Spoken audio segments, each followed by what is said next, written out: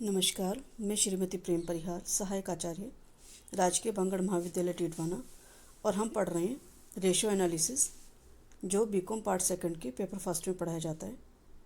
इसमें हम आज आगे का टॉपिक पढ़ेंगे, जो है हमारा एक्टिविटी और एफिशिएंसी रेशियोज, यानी कि क्रियाशीलता या कार्यकुशलता अनुपात।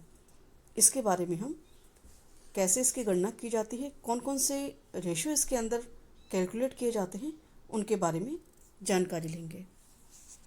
विक्रय वृद्धि द्वारा लाभ उपार्जित करने के लिए ऋणदाताओं और स्वामियों द्वारा प्रदत्त कोष विभिन्न संपत्तियों में विनियोजित किए जाते हैं। इन संपत्तियों का प्रबंध जितना ही उत्तम होगा, बिक्री भी उतनी ही अधिक होगी। व्यवसाय में इन साधनों का प्रयोग कितने प्रभावशाली ढंग से किया गया है, यह जानने के लिए हम क्रियाशीलता अनुपातों की गणना करते हैं। इन अनुपातों को आवर्ती अनुपात यानी कि टर्नओवर रेशो अथवा संपत्ति प्रबंध अनुपात यानी कि एसेट्स मैनेजमेंट रेशो के नाम से भी जाना जाता है, क्योंकि ये उस गति को प्रदान करते हैं जिससे संपत्ति बिक्री में परिवर्तित या आवर्तित होती है। इन अनुपातों की गणना के लिए हमें विक्रय या विक्रय की लागत तथा विभिन्न संपत्तियों जैसे देनदार, स्कंद यानी स्टॉक, चालू संपत्तियां, स्थायी संपत्तियां आदि में विनियोग की तुलना की जाती है।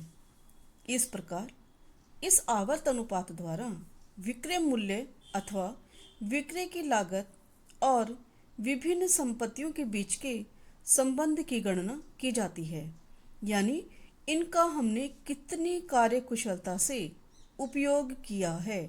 ये हमारी संपत्तियां विक्रय मूल्य के और विक्रय की लागत में क्या संबंध है, इनकी गणना करने के लिए हम क्रियाशीलता अनुपात या कार्यकुशलता अनुपात की गणना करते हैं। चलिए देखते हैं इनमें कौन कौन से रेशोज आते हैं। पहला हमारा रेशो जो है स्टॉक और इन्वेंट्री टर्नओवर रेशो यानी स्कंद आवर्त अनुपात। स्कंद को व्यवसाय का सबसे महत्वपूर्ण स्थान दिया जाता है, क्योंकि यह अनेक व्यवसाय में असफलता और सफलता का कारण बन जाता है।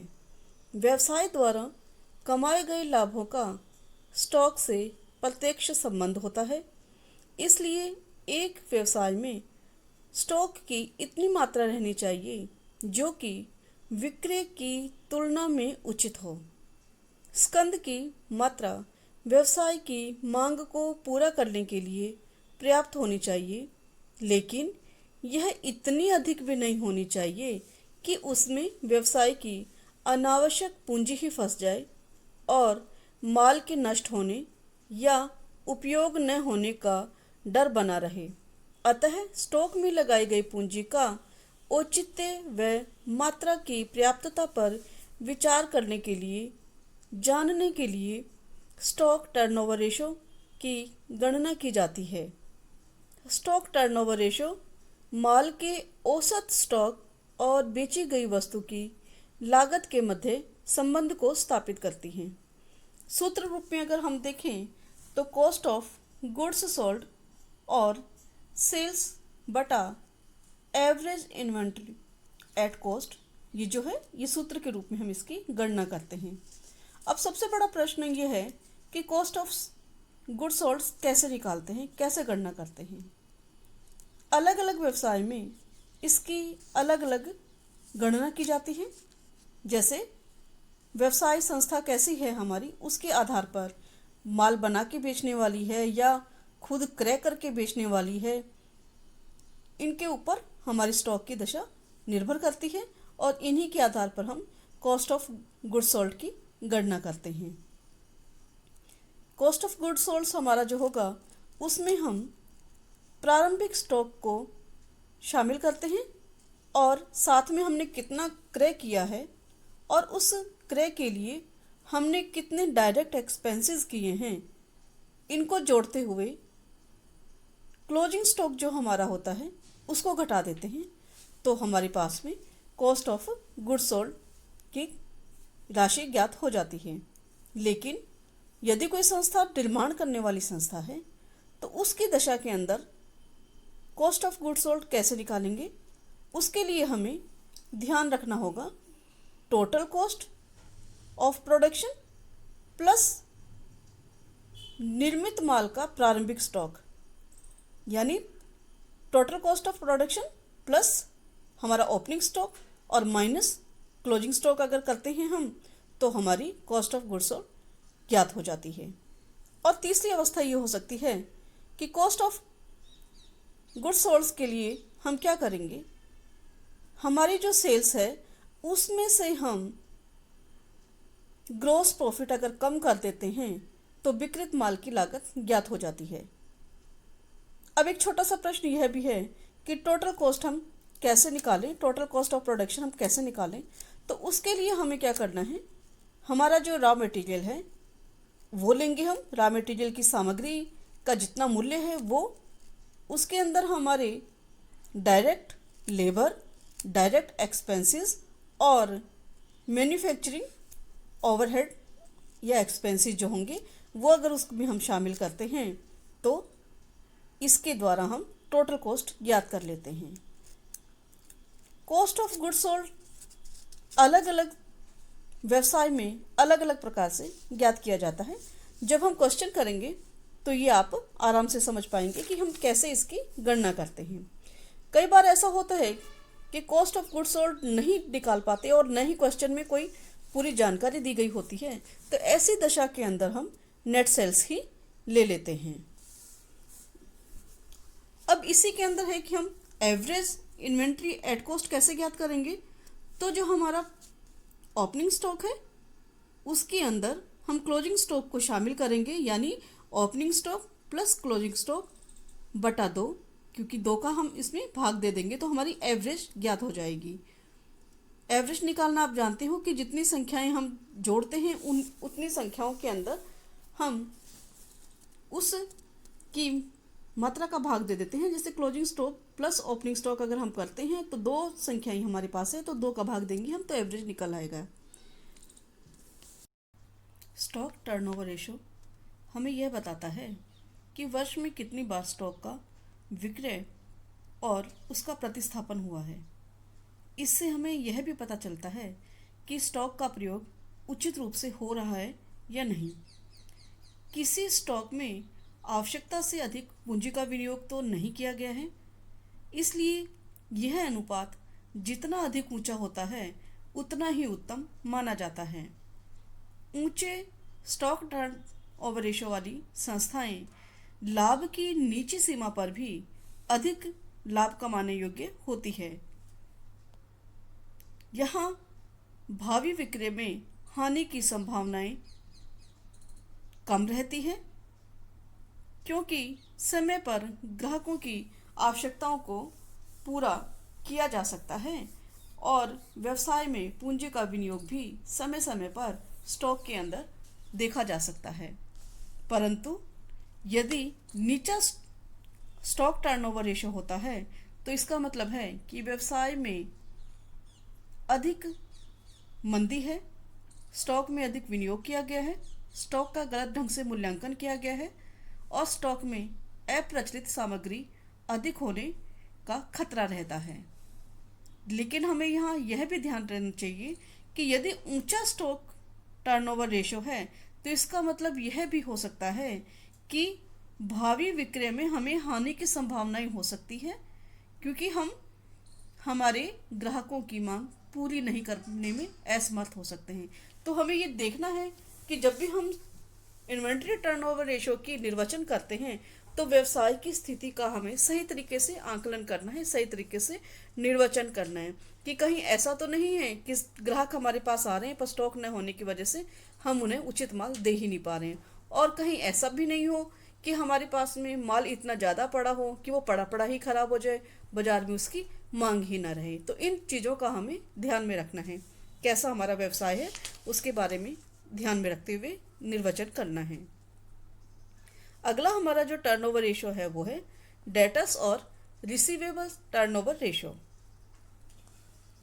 प्राप्यों में सामान्यतः हम देनदार और प्राप्य विपत्र को शामिल करते हैं, जो कि उधार बिक्री के नए वसूल किए गए भाग को दर्शाते हैं। यदि कोई संस्था अपने देनदारों की एवं उचित समय मूल्य में वसूली करने में वह समर्थ नहीं है, तो इससे कोष अनावश्यक रूप से प्राप्यों में यानी रिसीवेबल्स में फंस जाता है। संस्था उधार वसूली में कहाँ तक सफल हुई, इसकी गणना के लिए हम डेटर्स टर्नओवर रेशो की कैलकुलेशन करते हैं। डेटर्स टर्नओवर रेशो का सूत्र जो है वो है नेट क्रेडिट सेल्स बटे एवरेज रिसीवेबल्स। इसके अंदर हमारे देनदार और प्राप्य विपत्र दोनों शामिल हैं, यानी जो बिल्स हमें मिलने वाले हैं वो और हमारे डेटर्स दोनों को हम शामिल करते हैं, और नेट क्रेडिट सेल्स जो हमारी है उसको शामिल करते हैं। तो नेट क्रेडिट सेल्स में अगर हम एवरेज हमारी रिसीवेबल्स हैं उनका भाग दे देते हैं तो हमें डेटर्स टर्नओवर रेशो प्राप्त हो जाता है। उधार बिक्री की यहाँ हम देखते हैं कि उधार बिक्री से मतलब विक्रय वापसी को घटाने के बाद में शेष बची राशि है। यदि हमने उधार में बिक्री की है और कोई माल पसंदगी के ऊपर बेचा है हमने, तो वह हमें ये देखना है कि अगर वापस वो माल आ जाता है तो उसको हम लेस करके और फिर जो हमारी है बिक्री उसे हम लेंगे। यहाँ हमें डेटर्स रेशो की गणना करने के लिए भुनाए गए विपत्र जो दायित्व उत्पन्न करते हैं कि पूरी राशि को शामिल करते हैं। यहाँ अप्राप्य और संदिग्ध ऋण जो हमारे होते हैं, बैड डेबिट्स जो हमारे होते हैं, डाउटफुल डेट्स जो हमारे होते हैं, उनको कम नहीं करते हैं। यदि किसी व्यवसाय के अंदर ऊंचा देनदार आवर्त अनुपात है तो यह संग्रह की कुशलता का परिचायक होता है। यदि अनुपात कम होता है तो इसका मतलब यह है कि माल की उधार बिक्री का संग्रह व्यवस्था कुशल नहीं है, या माल की बिक्री ऐसे ग्राहकों में फंस गई है जिनसे राशि वसूल करना कठिन हो रहा है। इस अनुपात के लिए मानक निर्धारण करना बहुत कठिन है। यह व्यवसाय की प्रबंध नीति का उद्योग की प्रकृति पर निर्भर करता है। व्यवसाय की प्रकृति कैसी है, उद्योग की प्रकृति कैसी है, साख बाजार में कैसी है, इन सब चीज़ों पर हमारा डेटर्स रिसीवेबल्स टर्नओवर जो रेशो है वो निर्भर करता है। अगला हमारा वो है एवरेज कलेक्शन पीरियड। यह अनुपात हमें यह बताता है कि देनदार आवर्त अनुपात के आधार पर ही हमें इसकी गणना करनी होती है, यानी कि हमारे टोटल और एवरेज रिसीवेबल्स जो हैं उनको अगर हम क्रेडिट सेल्स पर डे से भाग दे देते हैं तो हमारा औसत संग्रहण अवधि यानी एवरेज कलेक्शन पीरियड की गणना हो जाती है। क्वेश्चन जब हम करते हैं तो उसके अंदर दिया हुआ होता है कि हमारा कितना साल के अंदर कितने दिन हैं, ये सब चीज़ें दी हुई होती है और उसके आधार पर हम क्रेडिट सेल्स पर डे की गणना करते हैं। और इसमें भी हमें यह ध्यान में रखना होता है कि एवरेज कलेक्शन पीरियड जो है वो देनदारों की वसूली में लगने वाले समय को बताती है। यदि 2 माह की औसत संग्रहण अवधि आती है तो इसका मतलब ये है कि देनदारों से वसूली जो है वह 60 दिन में हो रही है। यह देनदारों की गुणवत्ता का माप करती है, क्योंकि यह वसूली प्रक्रिया की तीव्रता या व्यवसाय के कार्मिकों की दक्षता को बताता है। देनदारों से शीघ्र वसूली अच्छे देनदारों का सूचक होती है। इसका मतलब यह है कि बैड डेट्स और डाउटफुल डेट्स होने की संभावनाएं कम हो रही है। परंतु यदि व्यवसाय में ऋण की वसूली में देरी हो रही है तो इसका मतलब है कि हमारे अप्राप्य ऋण की राशि में वृद्धि हो रही है, प्रबंधन में कहीं ना कहीं लापरवाही हो रही है, और यह हमारी कार्यकुशलता का मापक नहीं होता है। यह हमें बताता है कि कार्यकुशलता में कहीं ना कहीं कमी आ रही है, जिससे कि हम हमारे एवरेज कलेक्शन पीरियड में वृद्धि कर रहे हैं, हमारा कलेक्शन सही तरीके से नहीं हो रहा है। प्राय ये माना जाता है कि जो संग्रहण अवधि है वह सामान्यतः संस्था की सामान्य उधार अवधि का 1.33 गुना से अधिक नहीं होनी चाहिए। अगर हमें निर्वचन करना है तो हमें ये ध्यान देना होगा। सामान्यतः ये माना जाता है कि संग्रहण अवधि का जो हमारी है वह संस्था की सामान्य उधार अवधि का 1.33 से अधिक नहीं होना चाहिए। अगला हमारा जो रेशो है वो है क्रेडिटर्स टर्नओवर रेशो या पेबल टर्नओवर रेशो। एक संस्था जिससे उधार माल खरीदती है वे उसके लेनदार होते हैं। उधार क्रय के बदले में जो विपत्र स्वीकार किए जाते हैं उन्हें देय विपत्र कहा जाता है। इसकी मात्रा जितनी अधिक होगी, संस्था को कार्यशील पूंजी की उतनी ही कम आवश्यकता होगी, किंतु यदि इनका समय पर भुगतान न होने से भविष्य में कार्यशील पूंजी प्राप्त करने में कठिनाई भी हो सकती है। इसलिए लेनदारों तथा देय विपत्रों एवं क्रय की मात्रा का विश्लेषण करके यह जानना आवश्यक है कि संस्था कितने समय में अपने लेनदारों का भुगतान कर सकती है, यानी लेनदार आवर्त अनुपात उधार क्रय एवं व्यापारिक लेनदारों के बीच संबंध को स्थापित करती है और भुगतान अवधि अथवा उधार क्रय के भुगतान में लगने वाले समय को बताती है। सूत्र रूप में अगर हम देखते हैं तो नेट क्रेडिट परचेज बटे टोटल और एवरेज पेबल्स। यदि हम हमारे क्रेडिट परचेज के अंदर एवरेज पेबल्स का भाग दे देते हैं तो ये हमारी क्रेडिटर्स या पेबल टर्नओवर रेशो की गणना हो जाती है। यहाँ हमें यह ध्यान रखना है कि उधार क्रय से आशय क्रय वापसी घटाने के पश्चात माल की सभी उधार खरीद से हैं। जहाँ हमने पहले देखा था कि डेट सेल्स के अंदर भी हमने ये देखा था कि क्रेडिट सेल्स अगर हम करते हैं तो जो हमारी वापसी हो जाती है उसके बाद में करते हैं, और यहाँ भी हमें ये देखना है कि क्रेडिट परचेज के अंदर जो हमारी वापसी अगर हमने की है तो उनको घटाने के पश्चात जो राशि आएगी वह उधार क्रय को शामिल करेंगे। औसत लेनदारों व देय विपत्रों से आशय हमारा ओपनिंग जो है, ओपनिंग टोटल पेबल्स जो हमारे हैं वो, और क्लोजिंग टोटल पेबल्स जो हैं उनको अगर हम 2 से भाग दे देते हैं तो हमारे एवरेज पेबल्स आ जाते हैं। हमें यहाँ देखना है कि देनदार आवर्त अनुपात यह बताता है कि क्रय के संबंध में देनदारों का कितनी बार टर्नओवर हुआ है। ऊंचा अनुपात या कम भुगतान अवधि कम साख की उपलब्धता या शीघ्र भुगतानों को बताती है। यह हमें बताएगी कि साख की उपलब्धता कम है या हम बहुत जल्दी जल्दी भुगतान कर रहे हैं। यह संस्था की साख योग्यता को बढ़ाती है, जबकि नीचा अनुपात अगर आ रहा है, नीचा रेशो अगर आ रहा है तो इसका मतलब ये हुआ कि अधिक भुगतान अवधि अधिक साख की उपलब्धता या भुगतानों में देरी को बताता है।